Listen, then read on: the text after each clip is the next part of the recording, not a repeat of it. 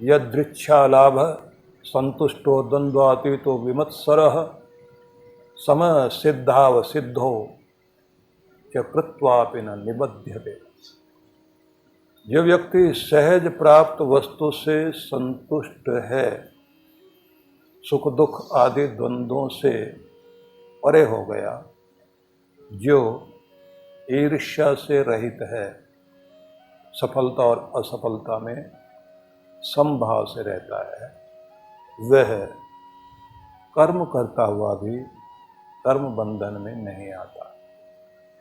बांधने वाली वस्तु कर्म नहीं, कर्म के प्रति स्वार्थ की मनोवृत्ति है, जो अज्ञान से उत्पन्न होती है और भगवान के प्रति यज्ञ के रूप में समर्पित किया गया कर्म बंधनकारी नहीं होता। आइए अब इस पर हम लोग चिंतन करते हैं। भगवान श्री कृष्ण ये कहते हैं, यदृच्छा लाभ संतुष्टो द्वंद्वातीतो विमत्सरा। जो व्यक्ति सहज भाव से प्राप्त वस्तु में संतुष्ट है, यह पहली श्रेणी है। जो कुछ सहज भाव से प्राप्त हो रहा है उसमें संतुष्ट है, जो है, जितना है, जैसा है, जिस तरह का है, मैं खुश हूँ, पर्याप्त है। सहज भाव से प्राप्त जो भी है पर्याप्त है, ऐसा भाव। और जो मिले उसके लिए कार्य किया जा सकता है, लेकिन और की आकांक्षा में पागलपन नहीं है। दूसरी बात, द्वंद्वातीतो, द्वंद्वातीत सुख दुख आदि जितने भी द्वंद्व हैं उनसे जो परे हो गया, हट गया, ये दूसरी शर्त है। इसको भी हम समझेंगे। तीसरी बात कही गई है, विमत्सरः, ईर्ष्या से रहित हो गया है। सिद्ध और असिद्ध, सफलता और असफलता, इसमें जो सम है। कृत्वापि न निबध्यते, वह कर्म करता हुआ भी बंधन में नहीं पड़ता। तो समझें, सबसे पहले तो ये समझें कि जो कहा गया बंधन में नहीं पड़ता, तो वो बंधन क्या है। बंधन से मतलब है दुख में, संसार में आकर दुख भोगने में वो नहीं पड़ेगा।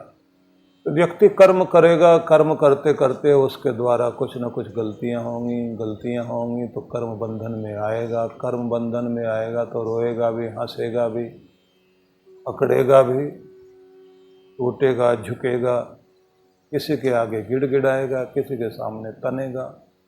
दुनिया का ये व्यवहार जिंदगी में चलता रहेगा और ऐसे चलते चलते जीवन के उस भाग तक पहुंच जाएंगे कि चले बहुत लेकिन पहुंचे कहीं भी। सारे जीवन का सार एक ही निकलेगा कि रोना धोना जिंदगी में लगा रहा। थोड़े दिन आराम के रहे, फिर उसके बाद फिर मुश्किल आ गई। थोड़े से चले थे, फिर उसके बाद लगा था कि कहीं पहुंच गए हैं, पता लगा कि यहाँ भी वो चीज़ नहीं मिली जिसे पाने के लिए जीवन में चल रहे थे। ऐसा लगता है कि पूरे जीवन में हमें कुछ पाया ही नहीं और हाथों से जीवन भी निकल गए। तो ये ऐसा क्यों होता है? तो इसके पीछे सीधी सी बात तो ये है कि सबसे पहले तो हमें ज्ञान होना चाहिए, स्वयं को प्रशिक्षण देना चाहिए, अपना लाइफ स्टाइल ढंग से बनाना चाहिए। सदैव हाथों में जिंदगी हम देकर चलें और कहीं ना कहीं ये बात जरूर ध्यान में रखनी है, उतार चढ़ाव जीवन के आएंगे क्योंकि मौसम तो बदलेंगे। तो गर्मी सर्दी उसमें भी सम रहना है। ऐसे घर का भी मौसम बदलता रहेगा, रिश्तों का मौसम भी बदलता रहेगा। कभी ये मीठा बोलेंगे, कभी कड़वा बोलेंगे, आपको तो फिर भी सम रहना है, बर्दाश्त करना पड़ेगा। बर्दाश्त करना और फिर भी सम रहना, बर्दाश्त करते हुए अपना होलिया नहीं बिगड़ने देना, इसी का प्रशिक्षण है। और जो कुछ मिला उसमें संतुष्ट हो जाना, ये मुश्किल होती है बात। आदमी उम्मीदें लगाए बैठा होता है, इतना मिलेगा और उतना मिला नहीं, उसी समय बेचैनी बढ़ जाती है। जो कुछ मिल गया उसी को व्यक्ति प्रसाद माने भगवान का और उसमें खुश हो जाए। तो ये सारी ट्रेनिंग अपने आप को देनी पड़ती है। और फिर एक बात और है कि ये सारी चीजें भी हो जाएं, लेकिन फिर दूसरों को देखकर जलेगा भुनेगा आदमी। मैं योग्य भी हूँ, मेहनत भी ठीक करता हूँ, मुझे कम मिल रहा है, मैं पीछे रह गया हूँ और दूसरा कुछ भी नहीं करता, तो वो आगे कैसे चला गया? उन्हें देख देख करके तुलना करेगा व्यक्ति और फिर ईर्ष्या द्वेष में आएगा। तो ये भी एक दुख है। इसमें भी अपने आप को ट्रेंड करना है। कोई कितना भी बढ़े कितना भी घटे, उससे तुम अपने आप को क्यों घटा रहे हो, क्यों अपने आप को दुखी कर रहे हो? तुम अपने आनंद में जितना रह सकते हो उतनी अच्छी बात है ना। तुम अपने आनंद को नहीं छोड़ो, अपने आनंद में जीना आ जाए तो ये बड़ी बात है।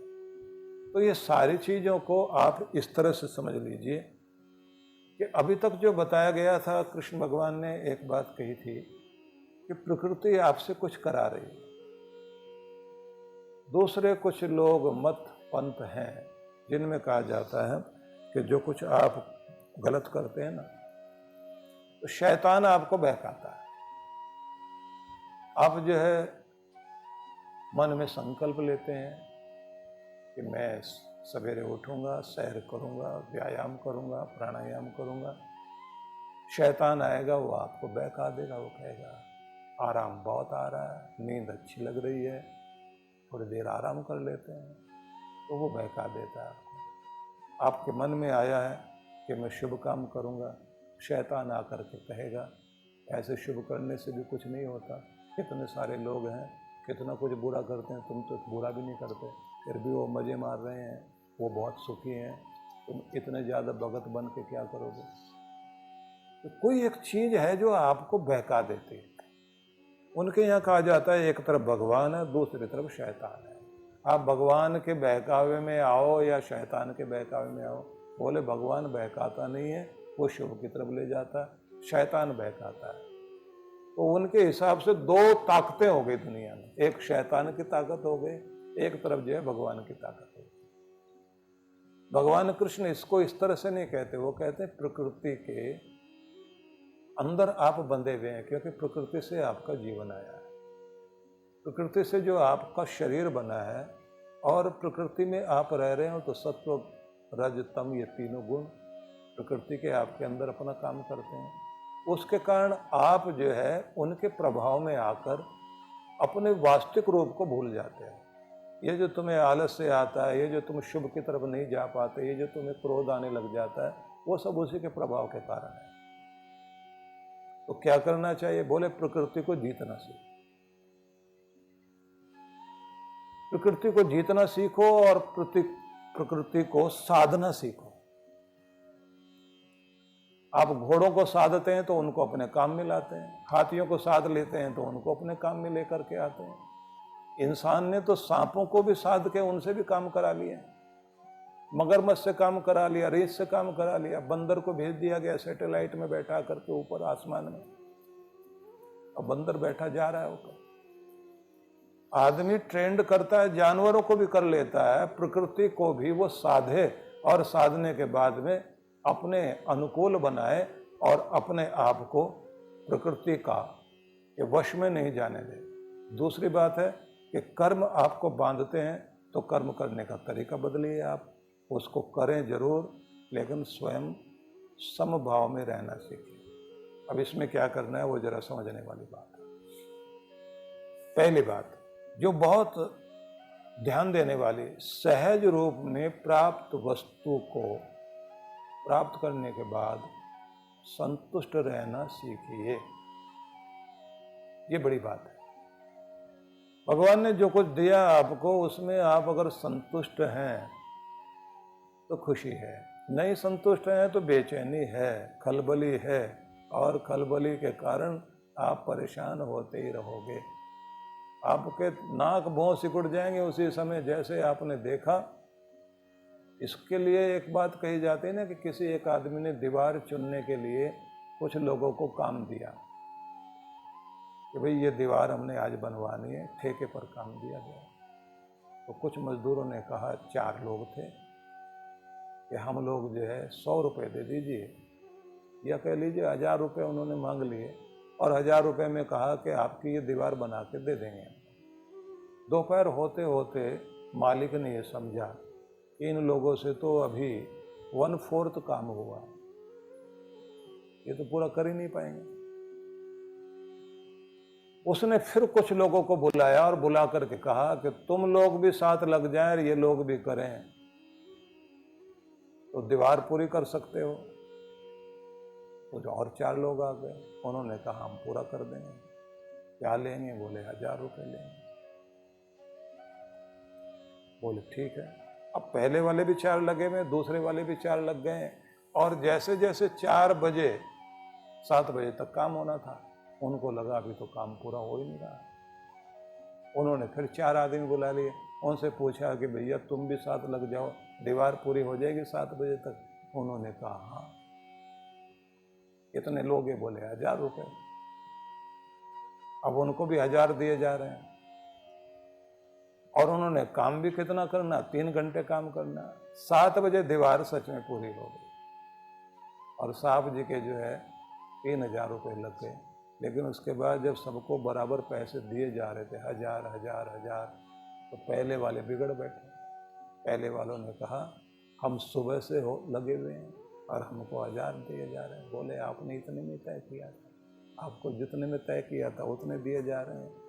बोले इनको क्यों दिया जा रहा है? सवाल तो ये है, इन्होंने तो आधा ही टाइम लगाया है, इनको आप क्यों दे रहे हैं? उन्होंने कहा मैं किसको कितना दे रहा हूं, इससे तुम्हें क्या लेने देना, तुम्हारे से जो तय हुआ था तुम्हें दिया जा रहा है ना। बोले नहीं, हमें इस बात का झगड़ा नहीं, आधा टाइम काम किया, इनको 500 मिलने चाहिए। वो लड़ने मरने को तैयार है। उनको भी समझाया था, लेकिन जैसे उनको पैसे देने पड़े, जो 3 घंटे जिन्होंने काम किया था, पहले वाले उनसे लड़ बैठे। बोले इन्होंने 3 घंटे काम किया, हम लोग तो दोपहर से लगे हुए हैं, इनको भी 1000 दे रहे हो। आपस में खलबली है, लड़ाई झगड़ा चल रहा है, ऐसा क्यों कर रहे हो आप?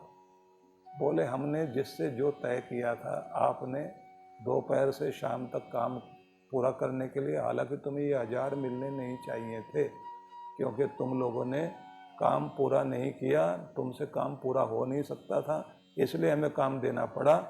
तुम्हें तो ये पैसे भी नहीं, आधे मिलने चाहिए थे तुम्हें। और इनको जो तीनों ने 3 घंटे काम किया, इनको पूरे मिलने चाहिए क्योंकि इन्होंने तुम्हारा काम पूरा कराने में पूरी ताकत लगा दी। अब वो कहे साहब न्याय नहीं है तो नाइंसाफी है, ऐसा तो होना ही नहीं चाहिए। अब समझे कैसे?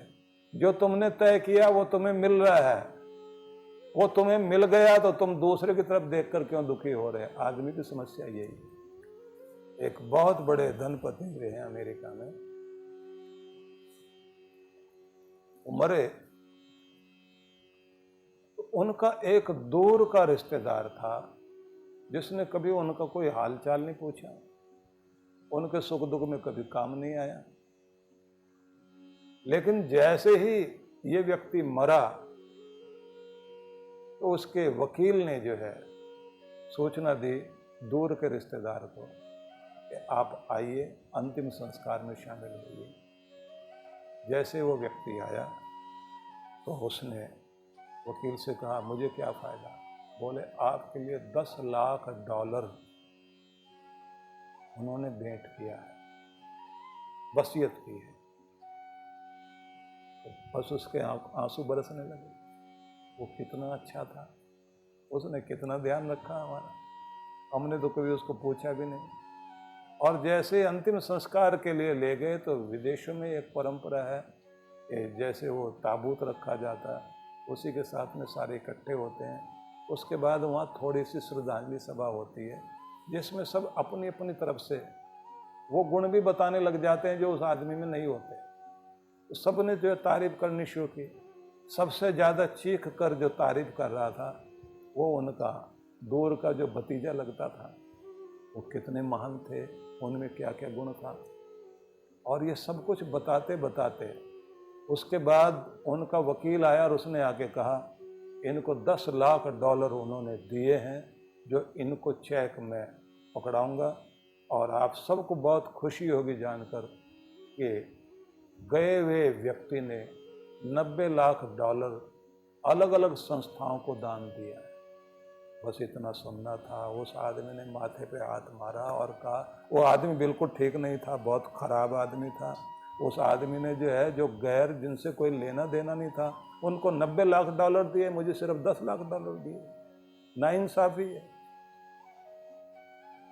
समस्या वहां आ जाती है, जो आपको मिला है उसमें आप संतुष्ट होकर खुशी मना सकते हो तो परमात्मा आपके हृदय में उतर आता है। लेकिन जैसे ही आप दूसरे को देख देख करके जलना शुरू करते हैं और कहते हैं तो ये तो जो मुझे मिला ठीक है, लेकिन उसको ज्यादा क्यों मिला है, बस समस्या तो ये है। इसलिए कृष्ण भगवान भी बड़े चुन के शब्द रखते हैं।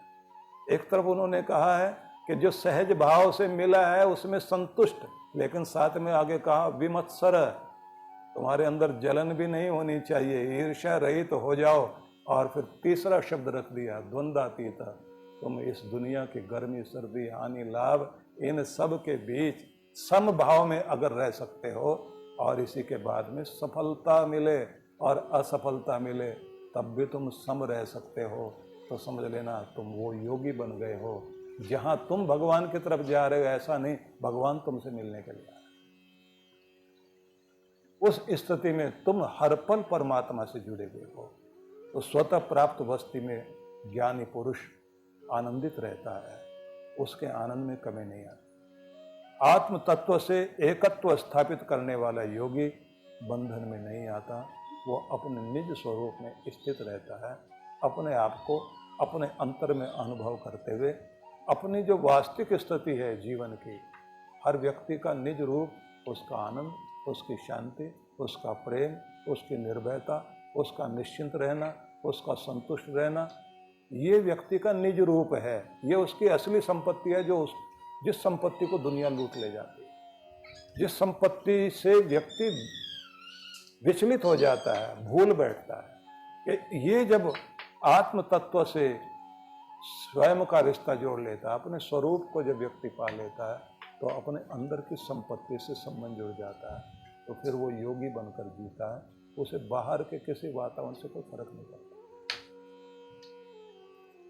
तीसरी बात कही, प्रकृति के 3 गुण कर्म प्रेरित कराते ही हैं, तो भी व्यक्ति निष्काम भाव से यज्ञीय कर्म करते हुए, यज्ञ भाव से कर्म करते हुए प्रभु को जो अर्पण रहते हैं, कहते हैं उनको भी किसी तरह से निराशा नहीं होती, वो भी परमात्मा के आनंद में जिया करते हैं।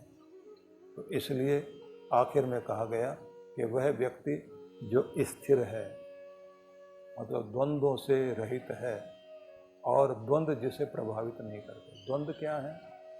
चक्की के 2 पार्ट, नदी के 2 किनारे, जीवन के 2 भाग, जिनके बीच से जिंदगी चलती है।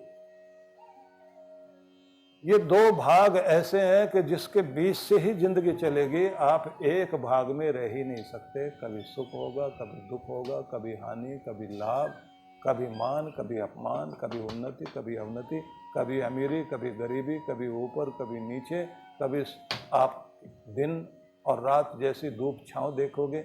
ये सारी जिंदगी का हिस्सा बन करके चलेंगे, इनके बीच जिंदगी चलेगी। अब इन दोनों के बीच खुद को संभाले रखे व्यक्ति। गरीबी आए तो वो टूटे नहीं, अमीरी आए तो फूले नहीं, मान मिल जाए तो उछले नहीं, अपमान मिल जाए तो इतना दुखी ना हो जाए अब जी के क्या करेंगे। क्योंकि मान मिला है तो अपमान भी मिलेगा, ये तो होगा ही।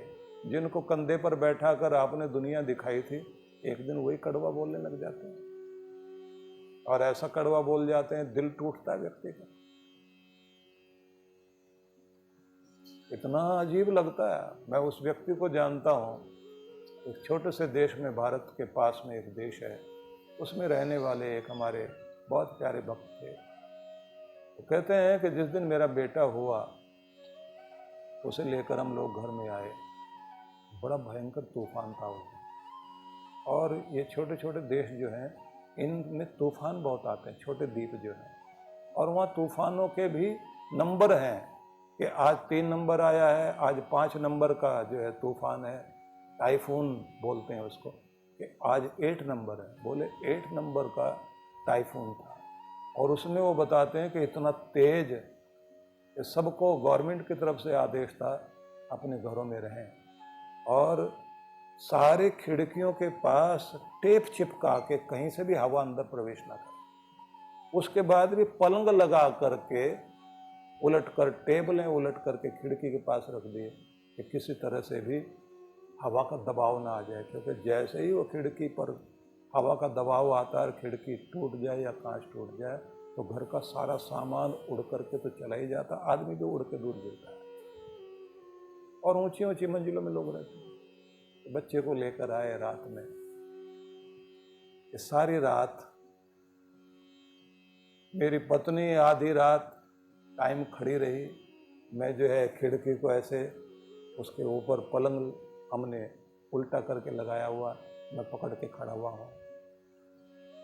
मेरी पत्नी जो है बच्चे को पकड़े बैठी है, फिर वो कहती है तुम थक गए होंगे, मैं आ जाती हूँ, मैं पलंग पकड़ के रखती हूँ। वो बेचारी खड़ी रही सारी रात इस तरह से। और कब कब उन्होंने जैसे कहानी सुनाई कि जब ये बीमार हुआ तो हमने क्या किया, तब हम कैसे लेकर गए, कैसे जिए, हम गरीब थे, हमने कैसे कैसे कमाई की, कैसे पाला। और वो बच्चा जब बिगड़ गया बिल्कुल बड़ा हो गया, और माँ बाप की ही संपत्ति धोखे से उसने नाम करा ली, और माँ बाप को ही बुरा कह रहा है। अब दोनों पति पत्नी बैठे रो रहे हैं, कैसे इसको हम लेकर आए थे घर में, जिस दिन इसका नाम रखा गया था उस समय हम कितने ज़्यादा उत्साहित हुए थे, इस नाम से मेरा बच्चा दुनिया में जाना जाएगा, और इस नाम के साथ हम दोनों के पति पत्नी के नाम जुड़ गए, और अब ये क्या कर रहा है। इतना रोए जमीन पर गिर गिर करके, ऐसा क्यों हो गया, क्या हो गया उसको। और फिर वो उसने सारी संपत्ति अपने नाम करा ली, वो नशा करके सब बर्बाद कर देगा, मैं उसको जेल कराऊंगा। अब पत्नी कहती है मेरे बच्चे को जेल मत करा देना। वो कहते हैं कि ये क्या है दुनिया में, हमने तो ऐसे ऐसे पाला था। तो पूरी कहानी ना सुना कर मैं आपको ये कहना चाहता हूं कि इस दुनिया में जिसको बहुत प्यार दिया वो आपका प्यार लौटा पाएगा, नहीं लौटा पाएगा, आप कह तो नहीं सकते। संसार तो अपने ढंग से चलेगा, फर्ज निभाओ और जिंदगी को आगे बढ़ाओ, और किसी भी तरह की आसक्ति में नहीं आकर अपने प्रेम को चारों तरफ फैलाते चले जाओ। शरीर निर्वाह करने वाले पदार्थों में आपकी आसक्ति नहीं रहनी चाहिए, उनका उपयोग कीजिए, और अपनी मूल प्रकृति सतचित रूप जो आनंद है, उस आनंद में आप स्थित होकर के रहिए। ये आपका मूल स्वभाव है। परमात्मा को भी सच्चित आनंद कहा जाता है। जीवात्मा सत और चित्त है, लेकिन हम आनंद की प्राप्ति के लिए दुनिया में हैं, तो हमारी कोशिश होनी चाहिए हम भगवान के साथ अपने आप को जोड़ सकें। नहीं तो संसार को हाथ में आते हुए और हाथ से जाते हुए ज़्यादा देर तो नहीं लगती। वो जो कबीर की पंक्ति है ना, ऊंचे महल चुनवाते करते होड़म होड़, ए मंदिर खाली पड़े सब गए पलक में छोड़, एक पल में छोड़ के चले गए और सारे भवन खाली पड़े हुए हैं। बड़े बड़े ऊंचे ऊंचे महल बनवाए थे और करते होड़म होड़, एक दूसरे के साथ प्रतिस्पर्धा चल रही थी, कंपटीशन चल रहा था, तेरे से मेरा मकान ज्यादा ऊंचा है। अब मकान खाली पड़े हैं और एक पल में छोड़ने वाला दुनिया छोड़ के चला।